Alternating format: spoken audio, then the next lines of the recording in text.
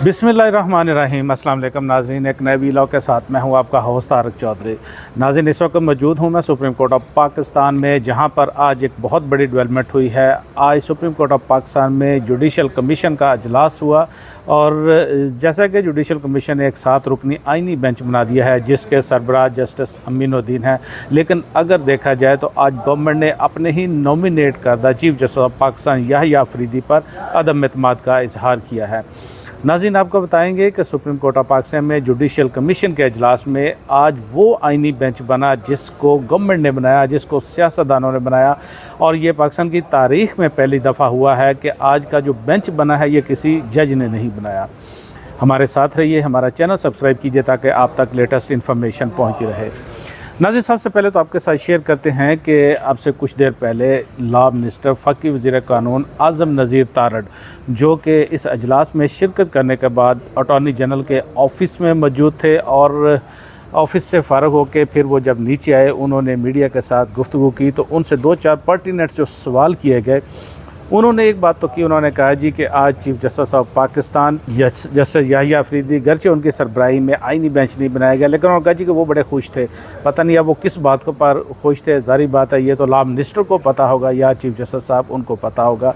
लेकिन जो दूसरी बात उन्होंने बताई, उन्होंने कहा जी कि जो आइनी बेंच बनाया गया है ये 2 माह की मुद्दत के लिए बनाया गया है, यानी कि 60 रोज़ के लिए बनाया गया है।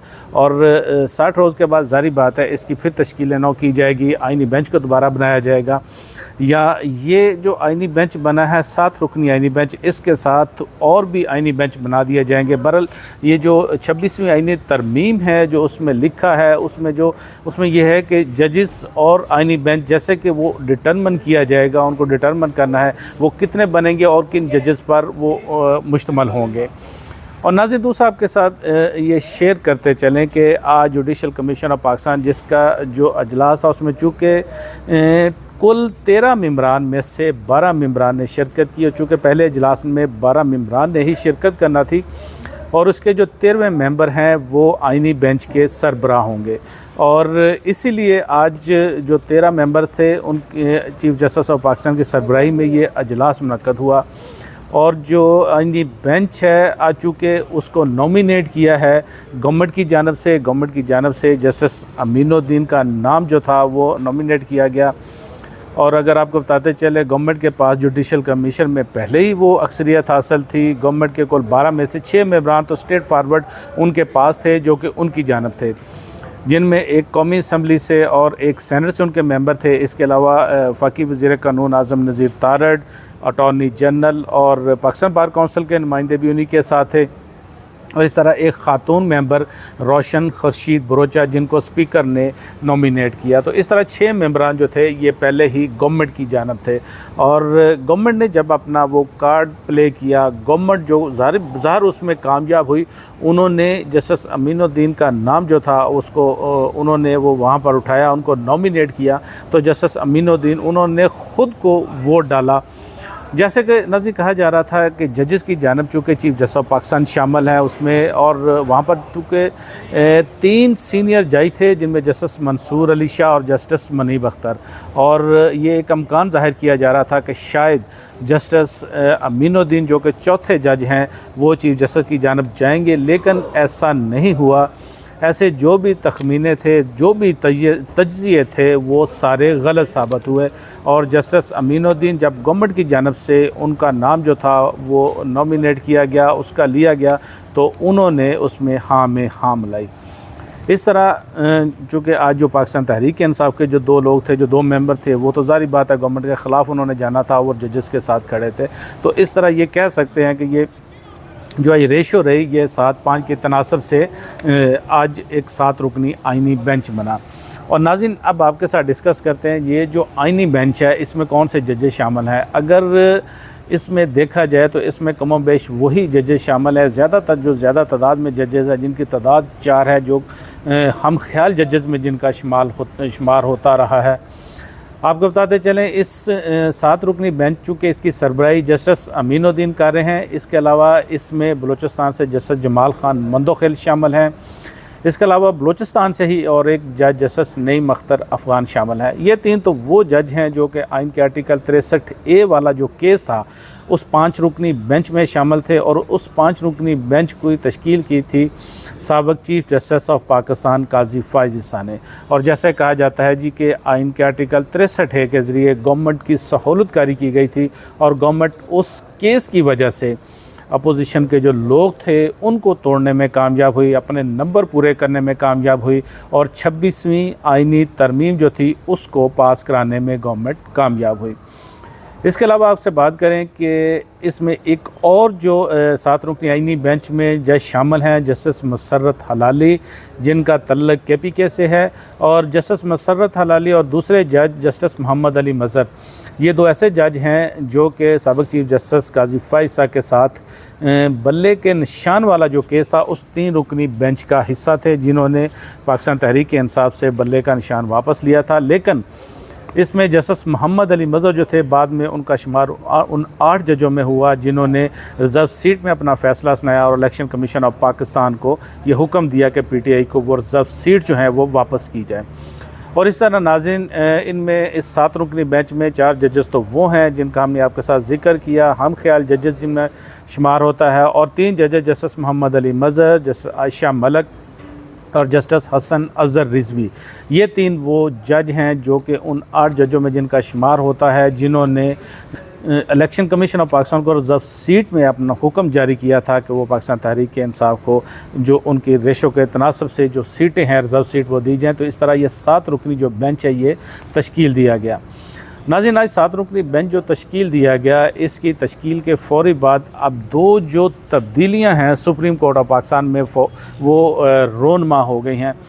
ज़ाहिर बात है आज का जो बेंच तश्कील पाया है इसमें जजेस एक जानब थे chief justice of Pakistan Yahya Afridi, justice Mansoor Ali Shah, justice Munib Akhtar, और जो PTI के 2 लोग थे ये एक जानब थे।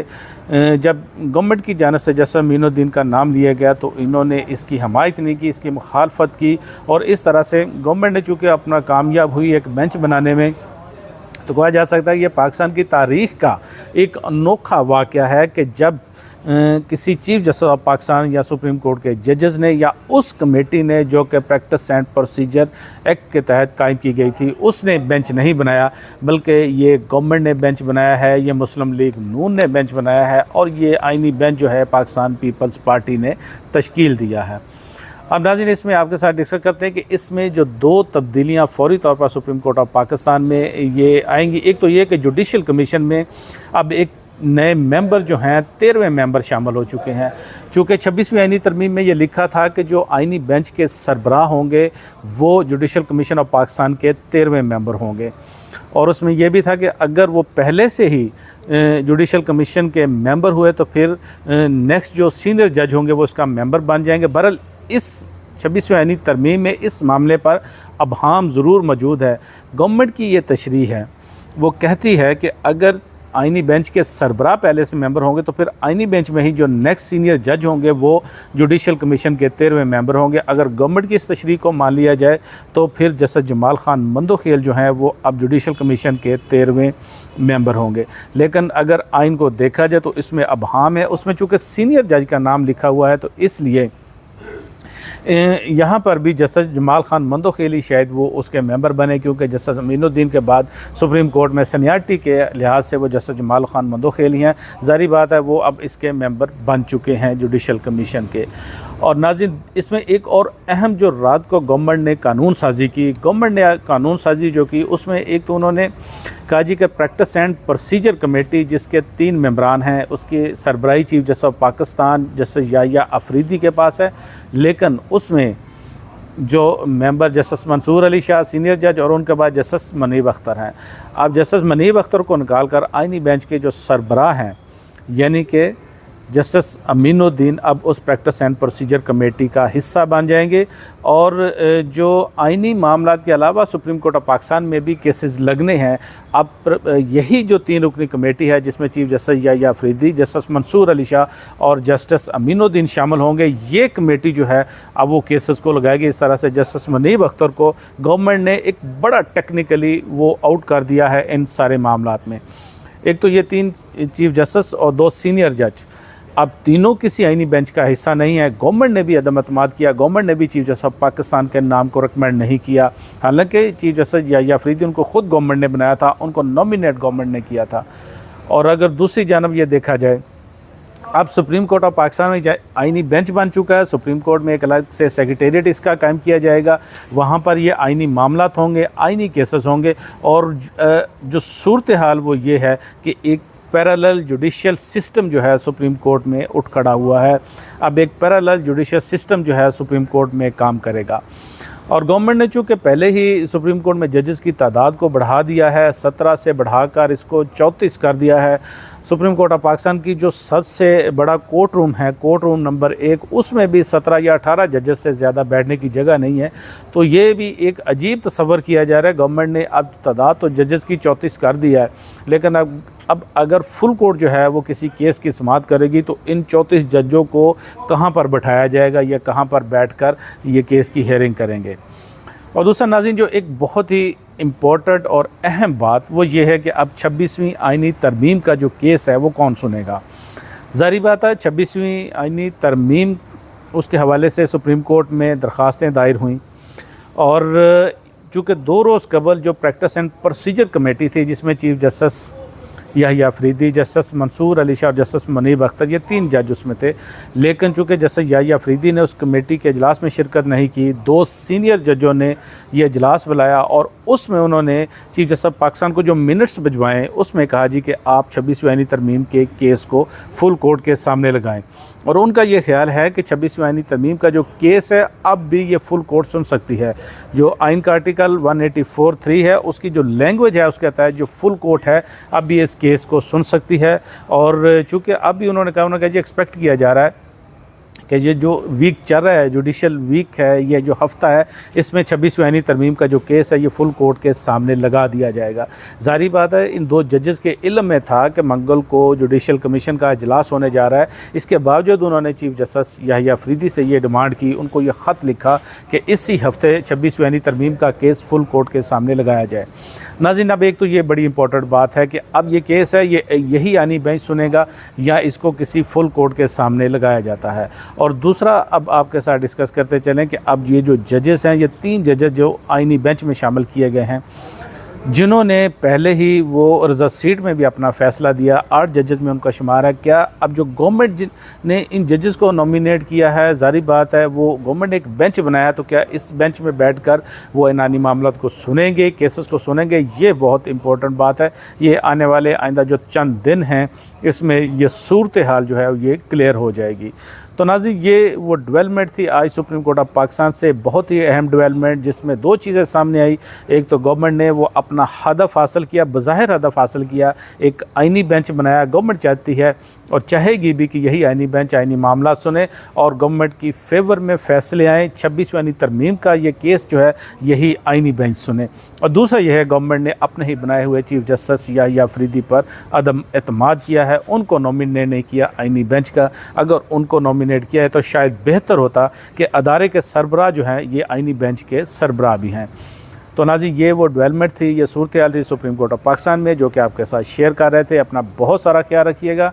आपकी खिदमत में फिर हाज़िर होंगे नए वीलॉग के साथ, नई पेशरफ्त के साथ। अल्लाह हाफिज़।